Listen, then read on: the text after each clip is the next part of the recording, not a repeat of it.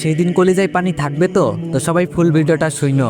হযরত ফাতিমা রাদিয়াল্লাহু আনহু এর মৃত্যুর পর ওনার লাশের খাটিয়া বহন করার মানুষ মাত্র 3 জন, হযরত রাদিয়াল্লাহু আনহু এবং শিশু হাসান ও হুসাইন রাদিয়াল্লাহু আনহু। হযরত আলী ভাবছিলেন যে খাটিয়া বহন করার জন্য মানুষ আরও একজন প্রয়োজন, তবেই 4 কোনায় 4 জন কাঁধে নিতে পারবেন। এমন সময় হযরত আবু যর গিফারি রাদিয়াল্লাহু আনহু এলেন এবং খাটিয়ায় 1 কোনা বহন করলেন। হযরত আলী প্রশ্ন করলেন, আমি তো কাউকে জানাইনি, আপনি জানলেন কিভাবে?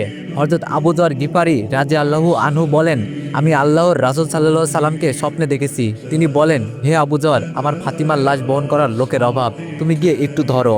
হযরত আবু যর গিফারি রাদিয়াল্লাহু আনহু কবরের কাছে গিয়ে বললেন, হে কবর, আজ তোমার মধ্যে কি আসছে জানো? দো জাহানের বাদশাহের মেয়ে, খবরদার কবর, বেয়াদবি করো না। কবর থেকে কোনো আওয়াজ নেই। আবারও বললেন, হে কবর, তোমার মধ্যে আজকে কারে রাখছি জানোনি?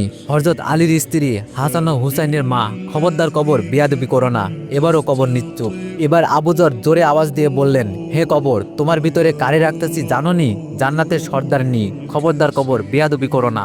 আল্লাহ কবরের জবান খুলে দিলেন। কবর বলল, আমি দো জাহানের বাচ্চার মেয়েকে চিনি না, হযরত আলীর স্ত্রীকে চিনি না, হাসান ও হুসাইনের মাকে চিনি না, জান্নাতের সর্দারনিকে চিনি না। আমি শুধু চিনি ঈমান আর আমল। আমল যদি ভালো হয় তাহলে আমি কবর তাকে জান্নাতের বিছানা বিছিয়ে দিব, আর যদি খারাপ হয় তাহলে আমি কবর 2 দিক থেকে এমন জোরে চাপ দিব, হাড় মাংস মিশে একত্রিত হয়ে যাবে।